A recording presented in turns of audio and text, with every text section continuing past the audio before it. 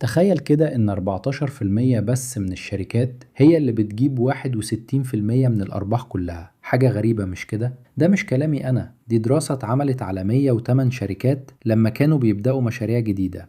الشركات دي معظمها حوالي 86% منهم كانوا بيعملوا حاجات شبه اللي موجودة في السوق، يعني بيكبروا منتج موجود أو بيحسنوا خدمة موجودة. دول جابوا 62% من الإيرادات الكلية، بس تخيل 39% بس من الأرباح. ال 14% التانيين دول كانوا بيفكروا بره الصندوق خالص، خلقوا لنفسهم سوق جديد، مساحة محدش فيها قبل كده. دول جابوا 38% من الإيرادات، بس الصادم إنهم جابوا 61% من الأرباح كلها. معناه إنك لو فضلت تتنافس في زحمة السوق هتفضل تتخانق على الفتات. المكسب الحقيقي، الفلوس الكبيرة، بتبقى في المكان اللي محدش لسه وصله، المكان اللي انت بتعمله بنفسك. ايه رأيك؟ ممكن تلاقي ايه جديد محدش عمله؟ فكر فيها.